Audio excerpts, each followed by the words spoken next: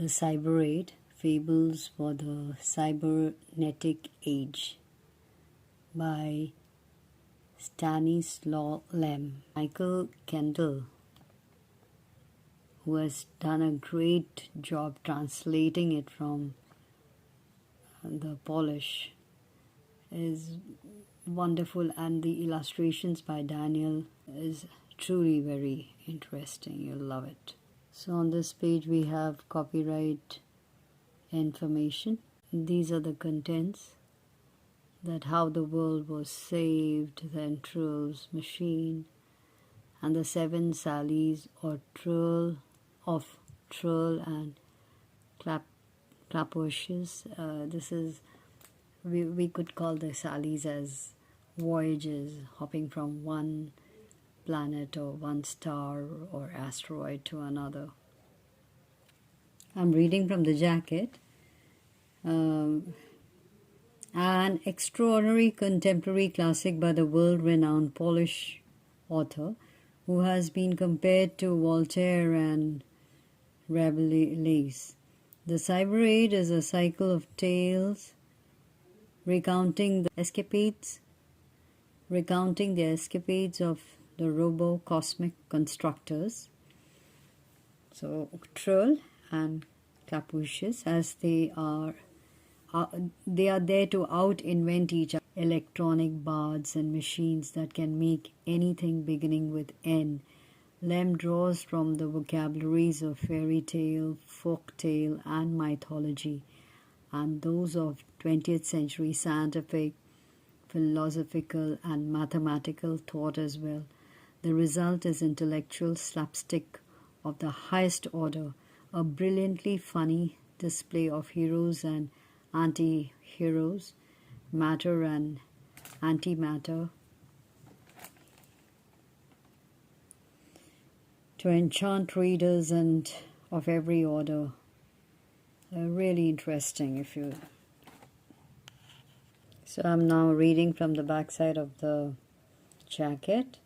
It is Stanislaw Lem of Poland, one of Europe's most prolific and articulate writers, has authored 28 books to date, with translations in close to 30 languages and a world circulation of over 6 million copies. Lem's work ranges from novels and film scenarios through philosophy, literary and cultural criticism to parody and satire. He was born on 12 September 1921. He has been writing since the 1940s. He is the co-founder of the Polish Astronautical Society and a member of the Polish Cybernetics Association, and serves on advisory board of the Science Fiction Research Association of the College of Wooster, Ohio. In 1973, he was awarded the highest honor granted by the Polish Ministry of Culture for his literary achievements. So here we have. So this is by the Cyberiad Press, 850 2nd Avenue, New York, 10017.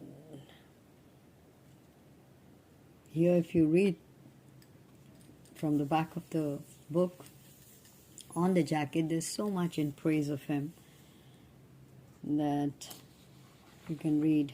It writes, with technical expertise in language that is full of subtlety and often poetic, Lem records the monologues of computers, and his works are an intriguing presentation of the borderline problems of nearly every branch of knowledge: mathematics, sociology, microbiology, and nuclear physics, to name a few. So if you go through the book, you'll find that he has weaved anecdotes around machines, robots. The style is humorous. We could call it scientific slapstick. There are voyages that are undertaken, sallies, adventures undertaken by the 2 robots, Troll and Clapwashes, And these two robots are referred to as constructors. They are prolific inventors, and they compete with each other with their inventions. A medieval universe populated by scientific robots. It's all about that. And their travels are between galaxies and planets and stars. Very interesting. Read for yourself, and you'll be assailed with histrionics, satire through his robotic themes. The book showcases the machine intelligence, their emotions, their jealousies, wars, no different from ours, but chillingly limited to the options that are fed to the machines. Well, I found the fifth Sally so interesting, ludicrous, absolutely a satire on the lawyers. If you go through it's a satirical take on lawyers here, and so Troll is just going by when somebody assails him and tells him that there's this predator.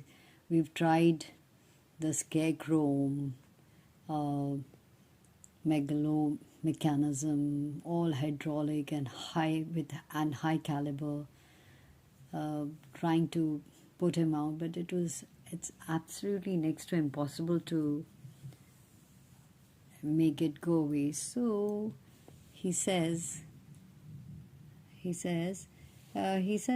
Troll says it's quite simple really. Because he says if your scare chrome hasn't worked, then we have other methods. I indicated they are archaic and archival, but it is legalistic, hence sadistic.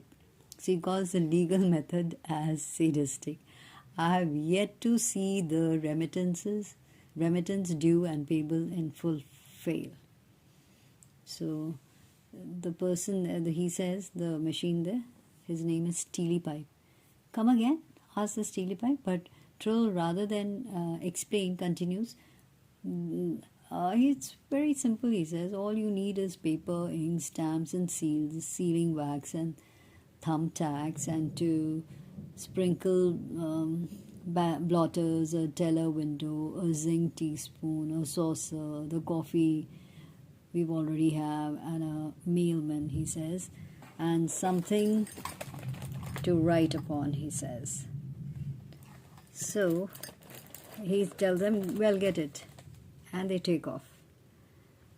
And Troll pulls up a chair and dictates, notice is hereby given that in re-hindrance of tenant, as stated under Rev State C.117 within brackets E-2-KKP4 of the CTSP, that is Com Code, in clear violation of paragraph 199, thereby constituting a most reprehensible offence, we do declare the termination, dissemination and full cessation of all services accruing thereunto by authority of Ordinance 67 DPO number 14 J 1101 ETSEQ on this the 19th day of the 17th month of the current year,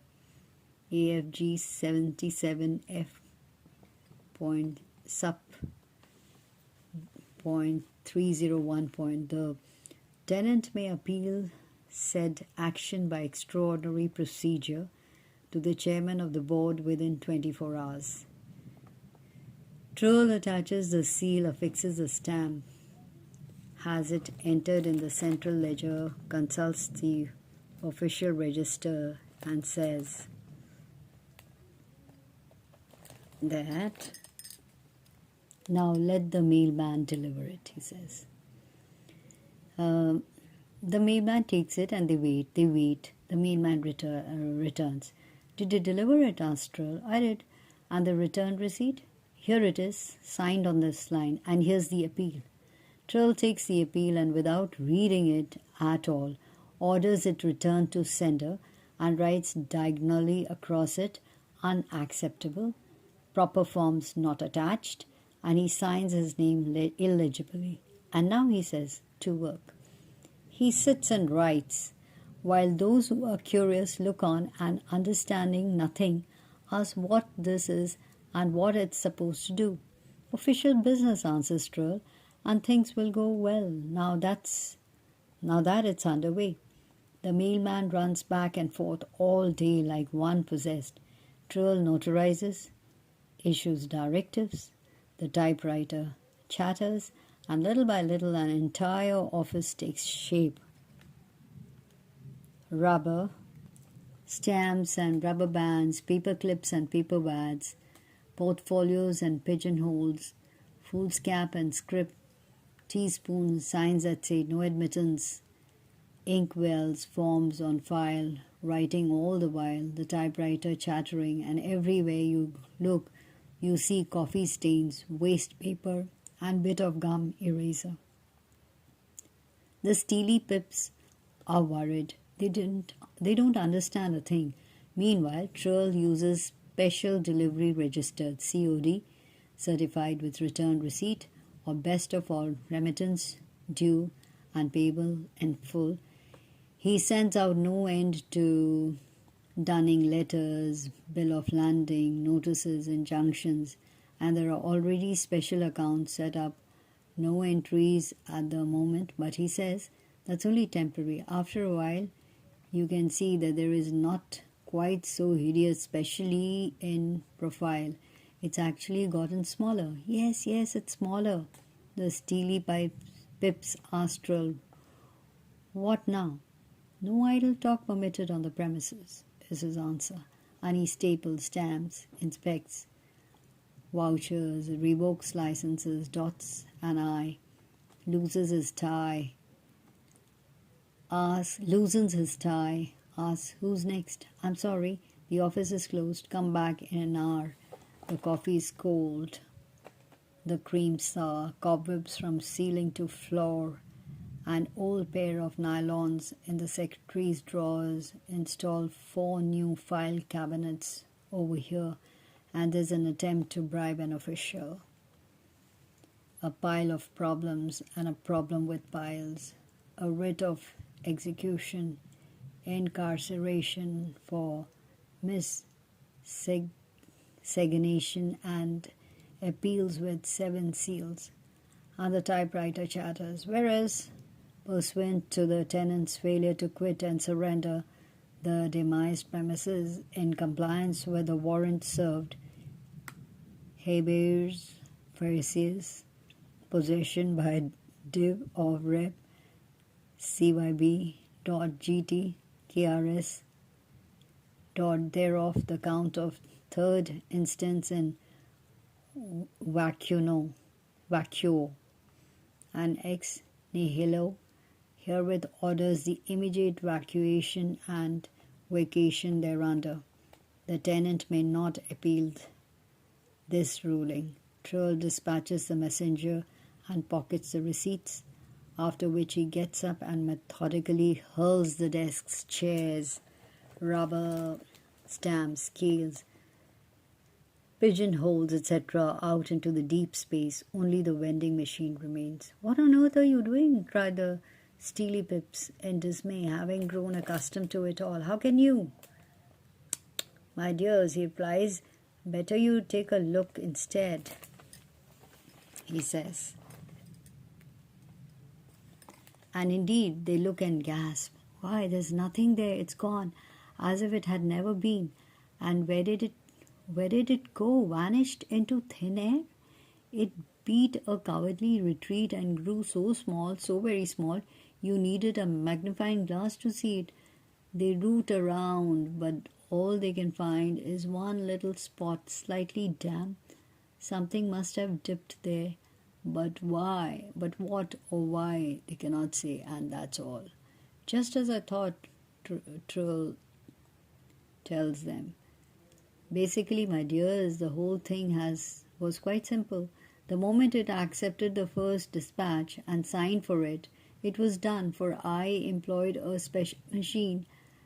The machine with a big B, for as the cosmos is the cosmos, no one's licked it yet. All right, But why throw out the documents and pour out the coffee? They said. So that it won't devour you in turn. Trull replies, and he flies off, nodding to them kindly, and his smile is like the stars. So if you read, there are others also I'm going to read and let you know. To be continued.